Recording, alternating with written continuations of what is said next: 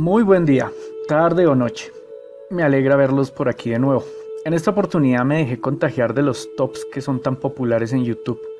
Me encontré top 3, top 5, top 7, top 8, top 10, así que decidí hacer el top 13 de los peores errores de Dios. Este video es para mi serie Buscando a Dios. Sé que la tenía olvidada, pero ese no es el motivo por el cual lo realicé. Constantemente recibo insultos como comentarios en mis videos, insultos que no me afectan en nada, pero sí pesan como comentarios en el ranking de los videos de YouTube, así que los dejo para que cada día sean más. Pero hoy me pregunté, ¿y si los creyentes un día descubren que sus ofensas no me agreden y deciden desistir de realizarlos? Eso no sería bueno para mi canal. Además, yo nunca les doy nada, así que ¿por qué quedarse? Por este motivo decidí que hoy voy a realizar un video que no puedan detractar. Me esforzaré porque se incluyan todas las cualidades que le otorgan a su Dios judeo-cristiano-musulmán. Un Dios que existe desde siempre y para siempre. Único, creador de absolutamente todo, sabe absolutamente todo, con la facultad de poderlo todo y omnipresente, o sea que se encuentra en todo lugar al mismo tiempo. Espero que los creyentes disfruten este video tanto como sé que los no creyentes lo harán. En días previos a subir este video, me encontraba en el transporte público de mi ciudad, el Transmilenio para ser más precisos. A eso de las 8 de la noche, bajo una lluvia torrencial y mientras miraba por la ventana, pensé, ¿qué sucedería si Dios decidiera darnos a todos una prueba irrefutable de su existencia? ¿Acaso yo saldría corriendo a buscar una iglesia o mezquita, sinagoga o similares para pedir perdón y que también me ofrezca su redención? Mi conclusión luego de meditarlo es que no. Si Dios decidiera dar la cara, mi concepción de su obra no cambiaría mucho. Igual seguiría pensando que las cosas están muy mal hechas, así que de existir Dios, lo que haría al momento de estar cara a cara con Él, en mi juicio, sería reclamarle por hacer las cosas de forma tan incompetente. Y ese listado de reclamaciones es el sentido de este video.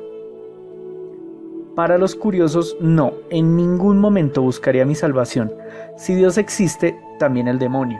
Y como los ángeles se dejaron seducir de nuestras mujeres, seguramente las demonias que hay en el infierno también son susceptibles de ser seducidas. Y yo en lo personal nunca he visto una demonia fea. Comencemos. Primer error, el universo eterno. Mi primera reclamación para Dios consiste en ¿por qué si Él está desde siempre y vivirá para siempre, por qué no hizo que el universo también estuviese desde siempre? Mi idea consiste en que Dios pudo crear el universo sin un principio, que existiese desde siempre y a nosotros pudo fabricarnos inmortales dentro de ese mismo universo. El resto de las cosas serían casi idénticas. Nosotros nos podríamos reproducir tal cual como lo hacemos ahora, solo que nunca moriríamos. Al eliminar la variable de la muerte, ¿cuál podría ser el pecado más grande que podría cometer una persona? ¿Acaso violar o quizás torturar? ¿Tal vez amputarle los miembros a otra persona? Al final no importa, eventualmente desarrollaríamos una cura. Actualmente ya fabricamos miembros cibernéticos y solo llevamos 6.000 años aquí.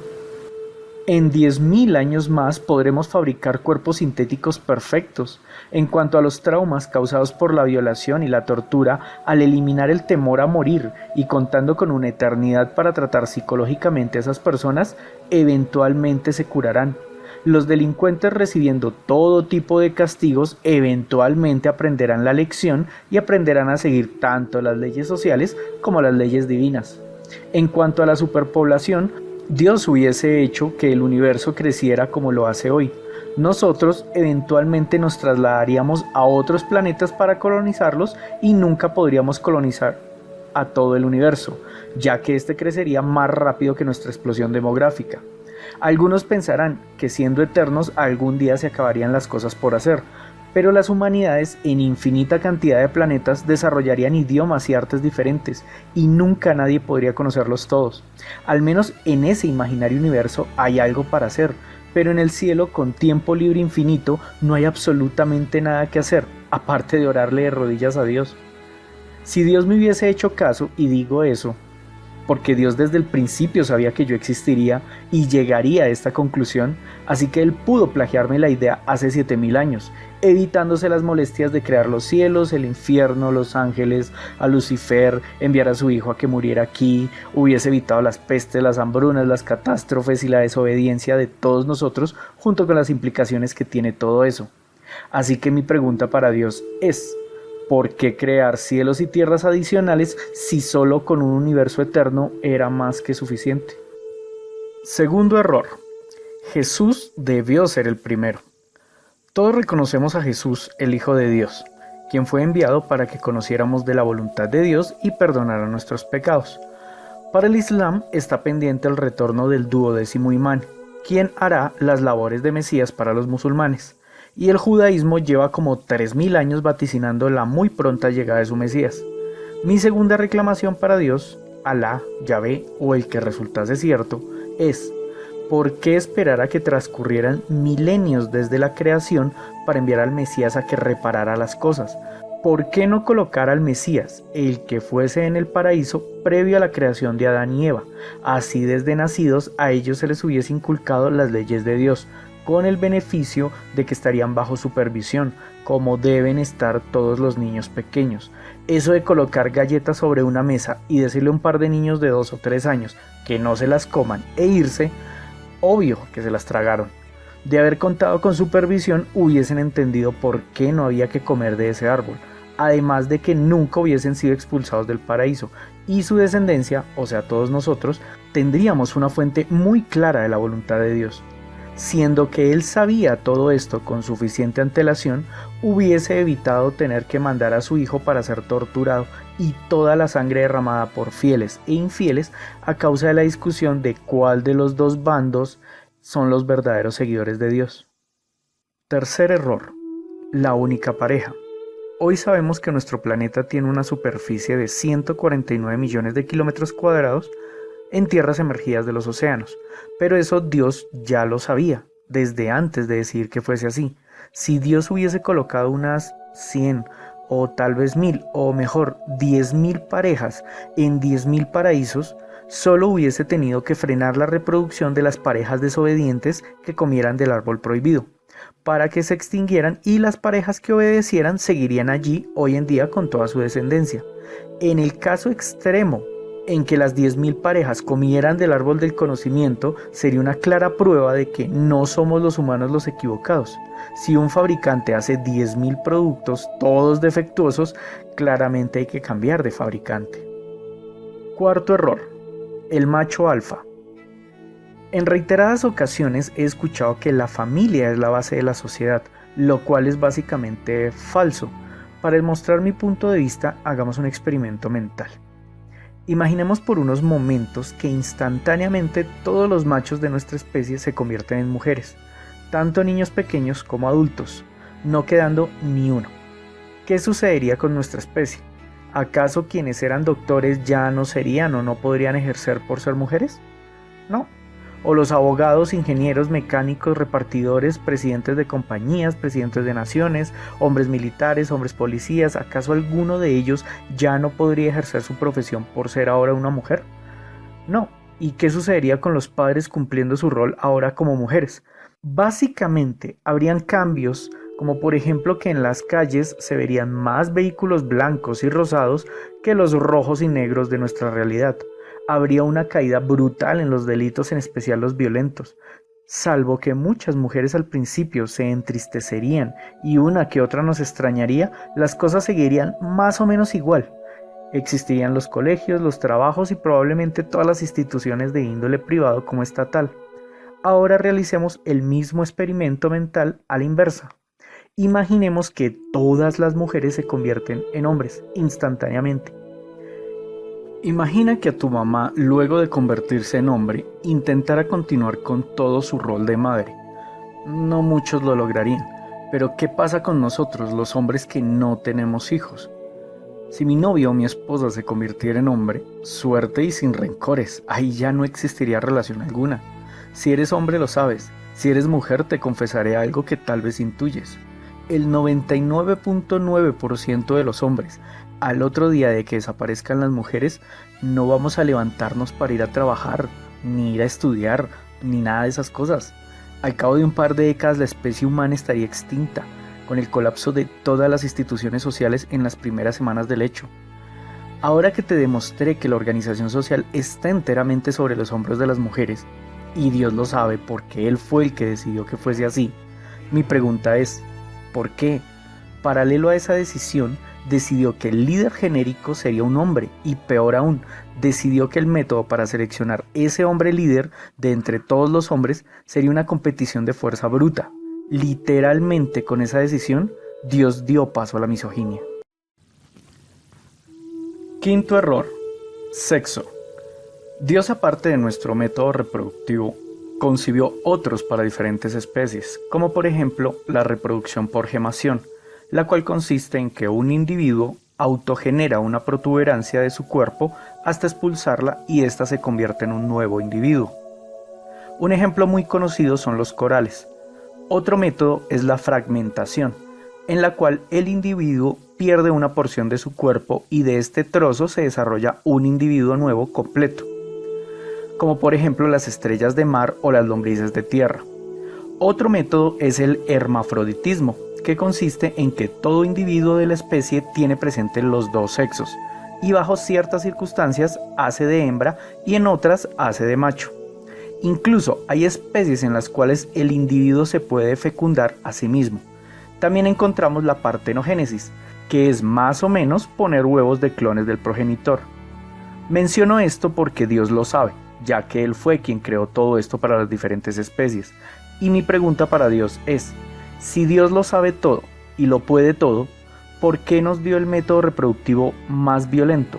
Si hubiésemos sido hermafroditas, sin macho alfa, o incluso que nos reprodujéramos por partenogénesis, solo habrían mujeres, lo que implicaría que no existiría la pederastia, la violación, el infanticidio, la promiscuidad, la infidelidad, las orgías, ni otra práctica sexual que pudiese ofender a Dios. No habría prostitución. Fácilmente Dios también podría haber evitado los abortos. Todos seríamos técnicamente célibes y muchas otras cosas más, pero también debemos incluir todos los robos, asesinatos, mentiras, blasfemias y demás pecados, consecuencia de la atracción sexual. Imaginen el montón de delitos que nos hubiésemos evitado tanto para la ley social como para la ley divina, si Dios nos hubiese dado otro método de reproducción. Sexto error: ser sus favoritos.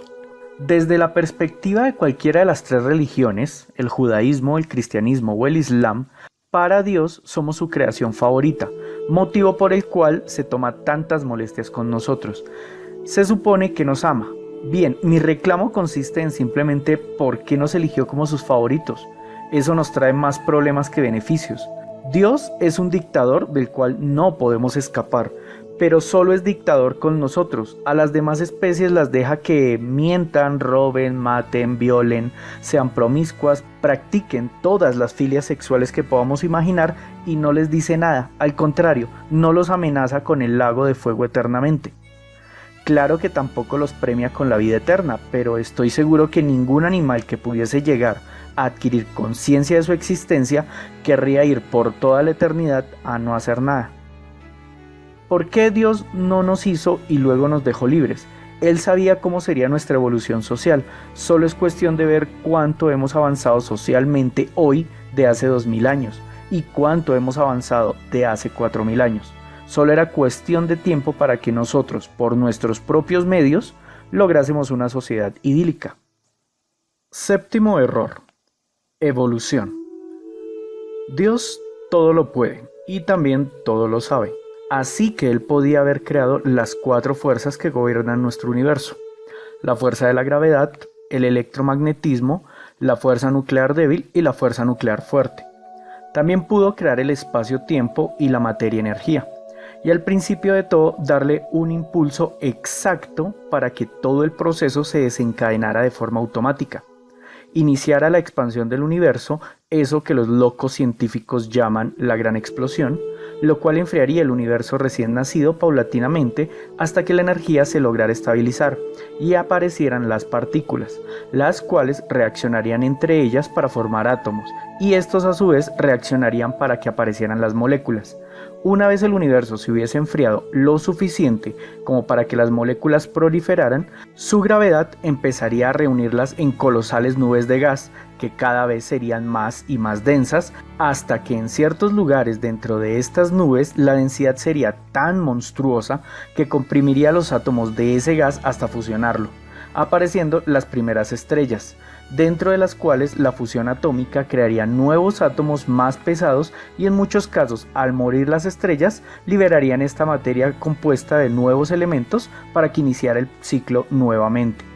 Así hasta formar las galaxias, repletas de estrellas acompañadas de planetas, pero Dios pudo hacer que con solo ese impulso inicial todo no solo quedara solo allí, sino que además dentro de los planetas que acompañan a las estrellas, la materia reaccionaría física y químicamente con ayuda de la radiación proveniente del espacio y la electricidad de su atmósfera, multiplicado por los billones y billones de planetas en todo el cosmos, surgiendo una cantidad inimaginable de combinaciones moleculares, hasta que eventualmente en algunos de estos planetas apareciera materia capaz de autorreplicarse.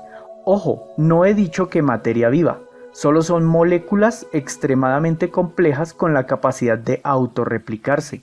Paralelamente a ellas aparecerían moléculas capaces de autoprotegerse de su entorno, otras capaces de extraer energía, otras capaces de desplazarse, otras con multitud de procesos, y en casos muy fortuitos de planetas muy especiales se lograría reunir las suficientes moléculas con las suficientes características durante el suficiente tiempo para que allí aparecieran criaturas vivas.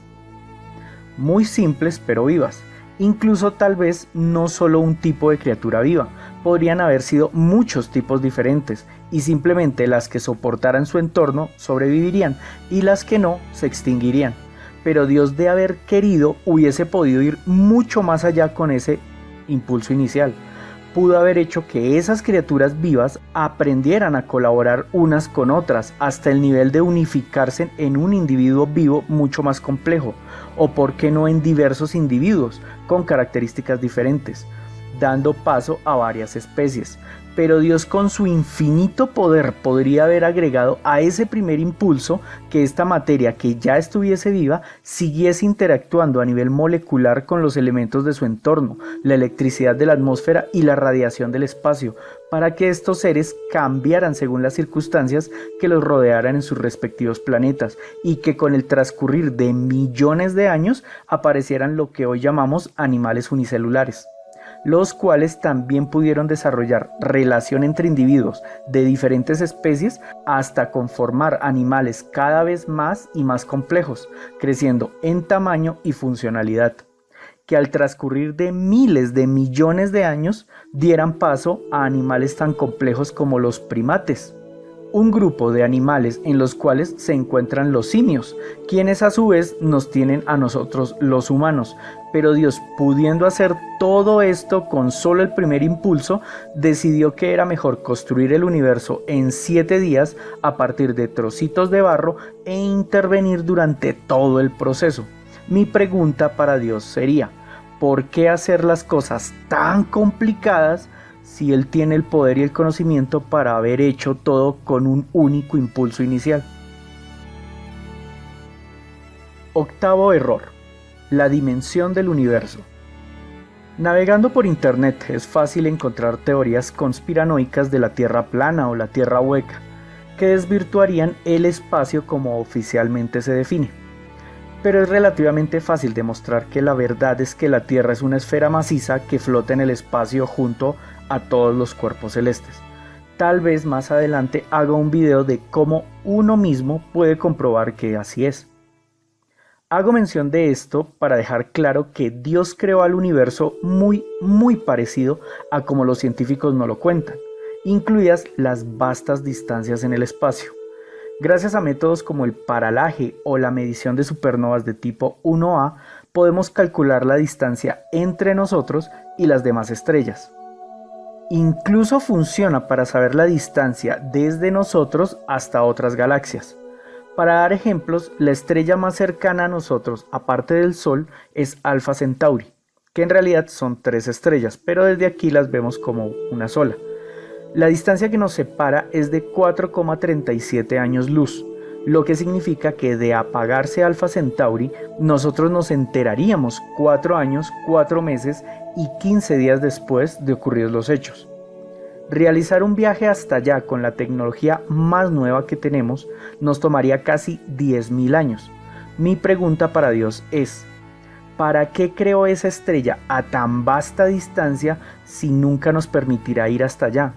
Ningún creyente, sea judío, cristiano o musulmán, opina que el fin de los tiempos esté más allá de 1000 años. Incluso la mayoría no pasa de unas pocas décadas. Así que yo no creo que cuando el anticristo esté gobernando, o durante la segunda venida de Jesús, o con la llegada de Mahdi, o el Mesías judío, por un lado nos estén masacrando los demonios y por el otro se esté patrocinando agencias espaciales para desarrollar la tecnología necesaria para hacer el viaje en mención. Sí, sé lo que están pensando, no hay garantía de que la tribulación sea tan pronto. Bien, tomemos a la estrella al otro extremo de nuestra galaxia, la cual puede estar a unos 70.000 años luz, lo que implica que de apagarse nosotros nos enteraríamos 70.000 años después del suceso. Obviando el hecho de que Dios creó el universo hace 7.000 años y cómo es posible que vemos sus creaciones ubicadas mucho más lejos, en fin, viajar hasta el extremo de nuestra galaxia nos tomaría unos 16 millones de años. ¿Qué creyente de qué religión le apuesta a que dentro de 16 millones de años seguiremos existiendo en este universo? Pero Dios no paró ahí. Creó a la galaxia más cercana a 2,5 millones de años luz de distancia, lo que significa que el viajecito hasta Andrómeda nos tomaría casi 6.000 millones de años. Para esa cantidad de tiempo ni los científicos le apuestan a que nosotros estemos aquí en la Tierra, ya que para ese momento nuestro Sol se habrá tragado al planeta. Pero Dios no quiso parar ahí. Creó galaxias a distancias decenas de miles de veces más grandes. Llegar al extremo del universo visible es físicamente imposible, ni siquiera si lográramos viajar a la velocidad de la luz, cuestión que también es físicamente imposible. Pero Dios aún no quiso parar. No le bastó con las distancias extremadamente excesivas, sino que también le agregó cantidades absurdas. Si contáramos con todos los humanos que han existido desde Adán y Eva y enviáramos uno a cada estrella de solo nuestra galaxia, necesitaríamos cientos de miles de millones de humanos adicionales para cubrir las estrellas de solo la Vía Láctea. Ahora que si quisiéramos enviar un átomo que en algún momento perteneciera a un humano a cada estrella en el espacio visible, necesitaríamos una cantidad de personas muchísimo mayor. Entonces Dios, ¿como para qué crear un universo tan monstruosamente grande y complejo si nadie estará aquí para contemplarlo en unos pocos miles de años? Además, según el segundo libro de Pedro, capítulo 3, versículo 7, pero los cielos y la tierra que existen ahora están reservados por la palabra, guardados para el fuego en el día del juicio y de la perdición de los hombres impíos. No solo no habrá nadie aquí para contemplar absolutamente nada, sino que también Dios destruirá el universo completo. Mi pregunta para Dios: ¿por qué gastar tanto en crear un universo tan magnánimo si solo duraría una minucia de tiempo con ninguna función? Noveno error: la vida eterna. El premio que el Dios judeo-cristiano musulmán promete para sus creyentes es la vida eterna, junto a su Dios en un lugar diferente a nuestro universo. Para clarificar cómo será esta vida eterna, remitámonos a lo que dice la Biblia de aquel lugar. Isaías capítulo 65 versículo 17. Porque he aquí que yo crearé nuevos cielos y nueva tierra, y de lo primero no habrá memoria, ni más vendrá al pensamiento. Lo que yo interpreto es que, cuando los elegidos para la vida eterna lleguen al lado de Dios, no recordarán absolutamente nada de lo que vivieron aquí. Será como nacer de nuevo. Incluso no se excluye que literalmente sea nacer de nuevo. Isaías capítulo 65 versículo 20. No habrá más allí niño que muera de pocos días, ni viejo que sus días no cumpla, porque el niño morirá de 100 años, y el pecador de 100 años será maldito. Mi interpretación es que allí, junto a Dios, nadie morirá de menos de 100 años, pero queda la puerta abierta a pecar en aquel lugar, y quien lo haga será maldecido. Isaías 65 versículo 21. Edificarán casas y morarán en ellas, plantarán viñas y comerán el fruto de ellas. Isaías capítulo 65 versículo 23. No trabajarán en vano, ni darán a luz para maldición. Isaías capítulo 65 versículo 25. El lobo y el cordero serán apacentados juntos, y el león comerá paja como el buey, y el polvo será el alimento de la serpiente. Isaías capítulo 65 versículo 22. No edificarán para que otro habite, ni plantarán para que otro coma, porque según los días de los árboles serán los días de mi pueblo, y mis escogidos disfrutarán la obra de sus manos. Y por último, libro segundo de Pedro, capítulo 3, versículo 7. Pero los cielos y la tierra que existen ahora están reservados por la palabra, guardados para el fuego en el día del juicio y de la perdición de los hombres impíos. Bien, ahora coloquemos esta información en palabras más legibles. Dios destruirá a la tierra junto con todo el universo luego del juicio final. Para ese momento, Dios habrá escogido a todos los humanos según su criterio que hubiesen sido justos para que vivan eternamente junto a Él en el cielo, donde Él tiene su trono. Cuando cada humano llegue al cielo por primera vez, nacerá, sin recordar nada de lo que vivió aquí. Allí tendrá que construir su propia casa y cultivar su propia comida. Nadie morirá de menos de 100 años y las mujeres podrán quedar en embarazo, lo que me lleva a concluir que sigue el sexo y los nacimientos. Pero estas personas que nacen, ¿de dónde salen? Pues son los que mueren aquí y renacen allá, o son los que mueren allá y vuelven a nacer allá, una y otra vez para que se cumpla lo de la vida eterna. Un dato interesante es que nuestro universo tendrá un tiempo de vida pequeño, unos cuantos miles de años, así que el número de humanos que existirán será un número relativamente pequeño, no superará los cientos de miles de millones, y como Dios solo llevará a pocos que considere justos, el cielo tendrá a lo sumo unos pocos millones de personas, pero que el número de personas sea tan pequeño plantea un problema. En un instante todos estarán vivos en el cielo y no habrán personas nuevas para que hayan nacimientos.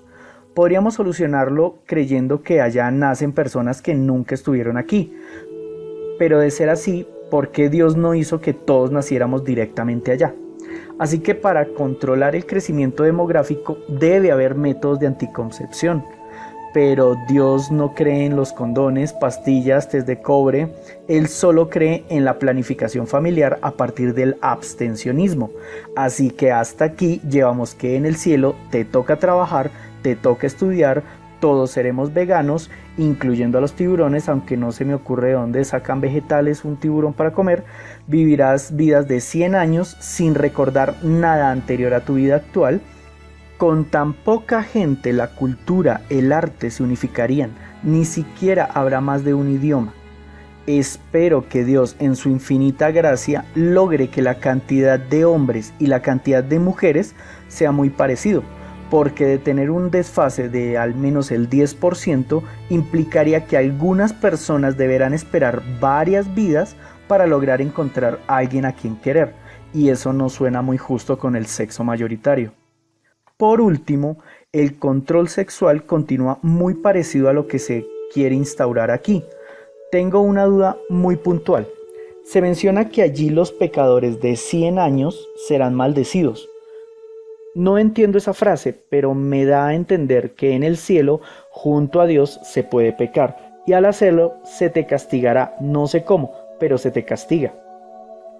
Si este castigo es eterno, como debería ser para que fuese justo con los que estaremos en el infierno, y al haber una cantidad limitada de humanos eternos en el cielo, eventualmente todos los humanos del cielo estarán castigados.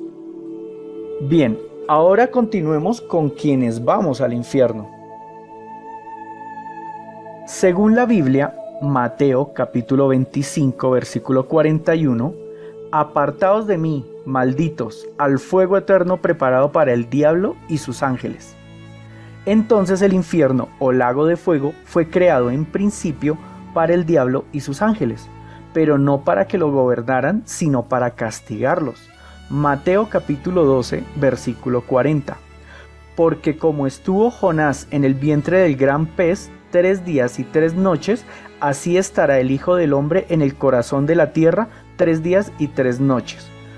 Omitiremos lo de los 3 días y 3 noches, ya que la Biblia es reiterativa en que el castigo será eterno, rodeado de dolor, miedo y sufrimiento.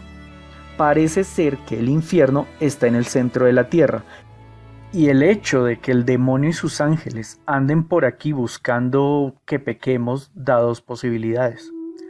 Una, que del infierno sí se puede salir de vez en cuando, probablemente sea muy difícil, pero se tendría la eternidad para intentar escapar. O una segunda opción sería que el diablo y sus ángeles aún no han sido arrojados al infierno.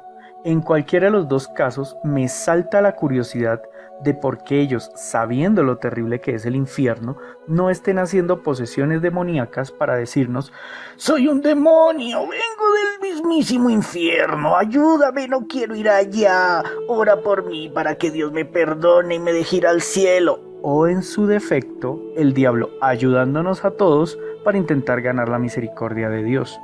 Eso me hace concluir que el dolor, miedo y sufrimiento del infierno probablemente sean una metáfora, igual a la que Dios le dijo a Adán: si comes de ese fruto morirás, pero no se murió, al menos no físicamente. Analicemos un poco el dolor, temor y sufrimiento. El temor es una emoción intensa que sentimos cuando suponemos inconscientemente que nuestra supervivencia está en peligro. Como en el infierno somos inmortales, por más feos que puedan ser los monstruos que allí nos encontremos, llegará el momento al cual nos acostumbremos. ¿Qué podrían hacernos? ¿Acaso mordernos? No nos pueden comer y se supone que ya sentimos dolor infinito. Pueda que con el tiempo hasta descubramos que en el fondo son seres agradables. El dolor tiene algo curioso, y es que este es el resultado de una sensación que se intensificó demasiado. Un ejemplo es que nuestros cuerpos pueden sentir calor a un nivel agradable, como también pueden sentir un calor que nos quema. Básicamente es la misma sensación, los mismos terminales nerviosos y el mismo cerebro interpretándolo. La diferencia es la intensidad. Pero ¿qué sucede si continuamos intensificando la sensación más allá del umbral del dolor? Pues sucede lo mismo que le ocurre a cualquier otro sistema: se satura.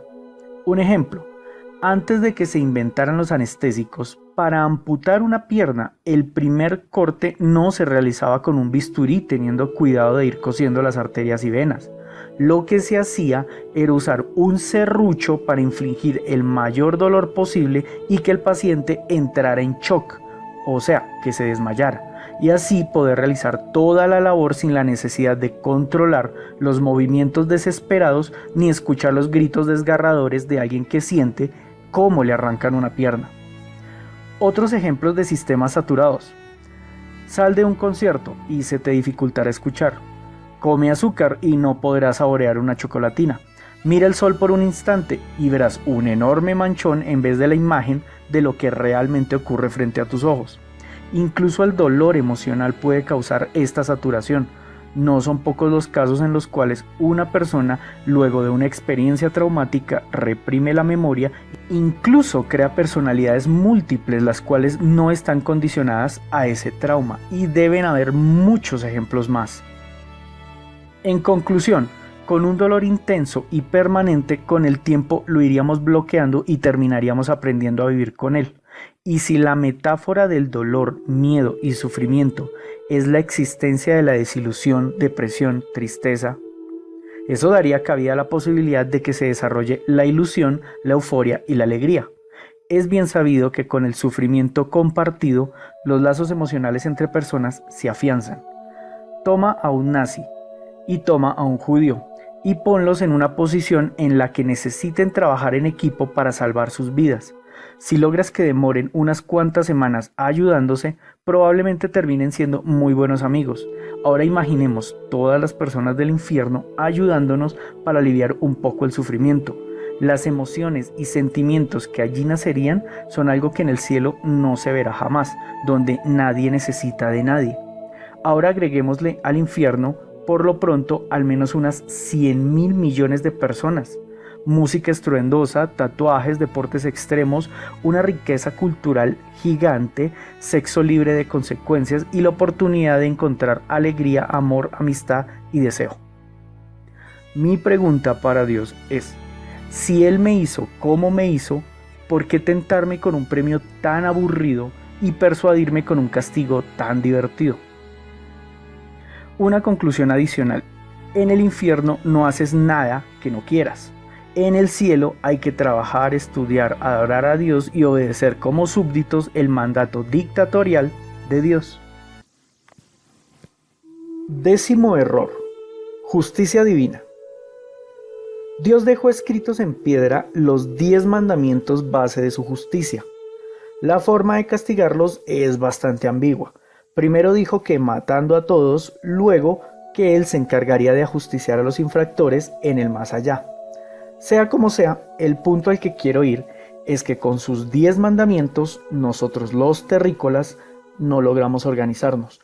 Hubo la necesidad de que por nuestra propia cuenta creáramos literalmente miles de mandamientos adicionales para conseguir la convivencia mutua de diferentes sociedades.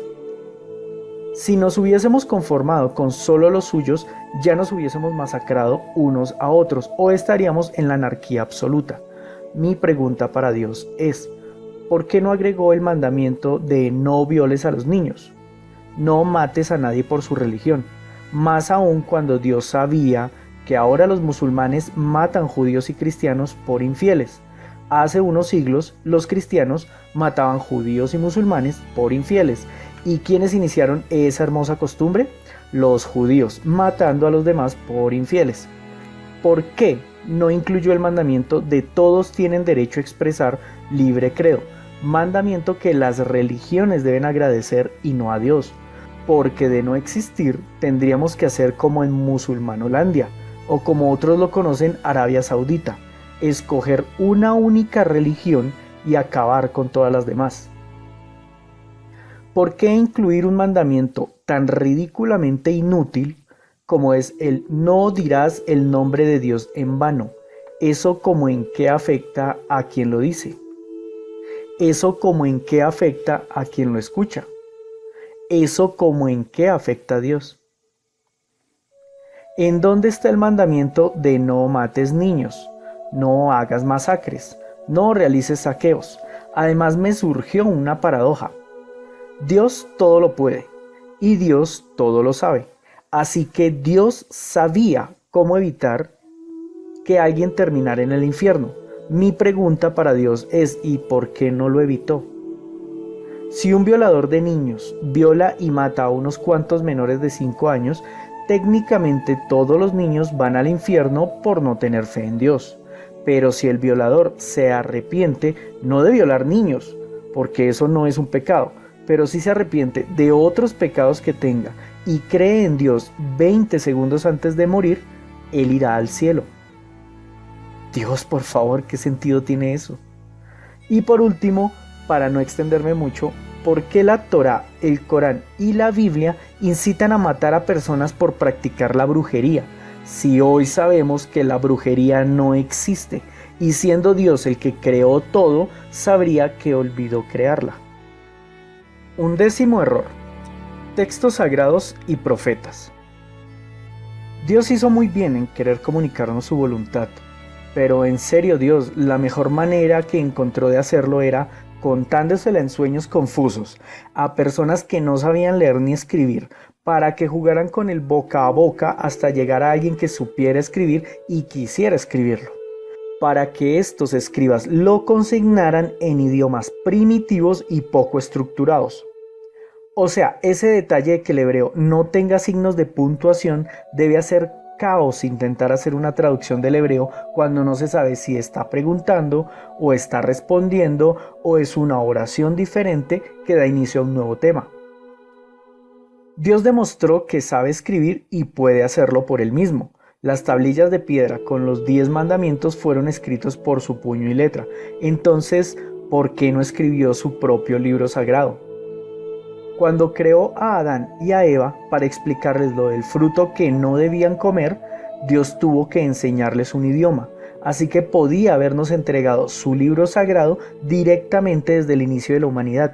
Solo debía explicarles a ellos los símbolos del idioma que ya entendían para que pudieran leer. Me iba a poner a hablar sobre las decenas de libros sagrados diferentes que provienen del mismo Dios judeocristiano musulmán y cómo fueron apareciendo a consecuencia de errores, pero no los quiero aburrir, mejor les dejo un ejemplito. Lucas capítulo 23 versículo 43, Jesús le dijo al ladrón: de cierto te digo, hoy estarás conmigo en el paraíso. Recuerden que el hebreo no tiene comas, pero para traducir la frase se le agregaron comas con el método adivinando.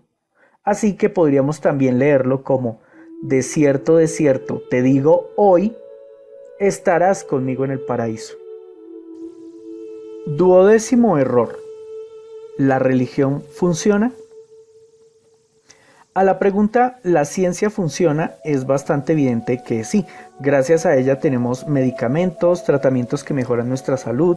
Gracias a la ciencia tenemos electricidad, agua potable, gas, gasolina, internet, teléfonos, satélites, aviones, gafas, prótesis, computadores, microscopios, televisores, barcos, radios, calefacción, neveras, lavadoras y un sinfín de cosas que facilitan y prolongan nuestras vidas. Pero para la pregunta ¿la religión funciona? Tenemos todo lo contrario. La religión judía no funciona, Hitler los masacró. El cristianismo no funciona, los cristianos eran dados a leones como comida en la Roma antigua. Y por último, el Islam no funciona, los cristianos en reiteradas ocasiones han intentado extinguir a los musulmanes. La excusa de las religiones abrahámicas para existir es entregar el mensaje de salvación de Dios. Para medir la eficacia de las religiones, solo hace falta comparar cuál está salvando más personas del lago de fuego. Y ahí entra mi pregunta para Dios.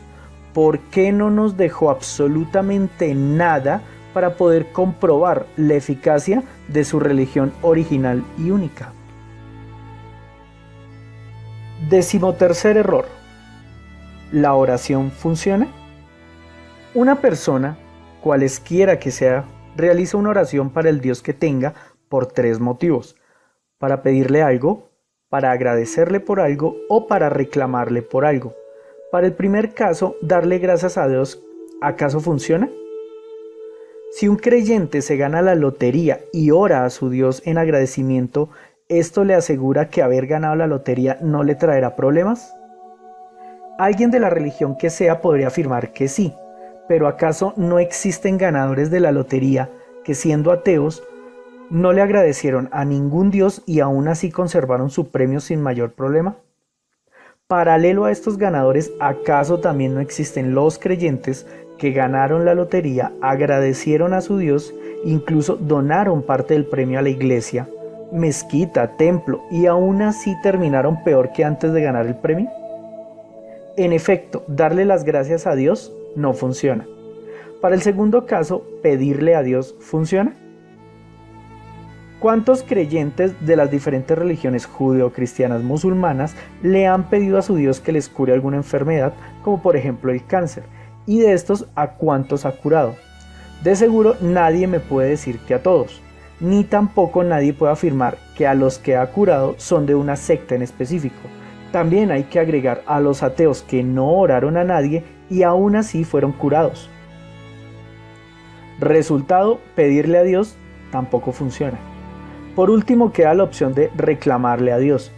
Es básicamente igual a las anteriores, pero quisiera agregar una pregunta. ¿Por qué Dios nunca ha hecho que una persona recupere una pierna, un brazo, siquiera un dedo luego de que lo perdiera, con el método de regeneración?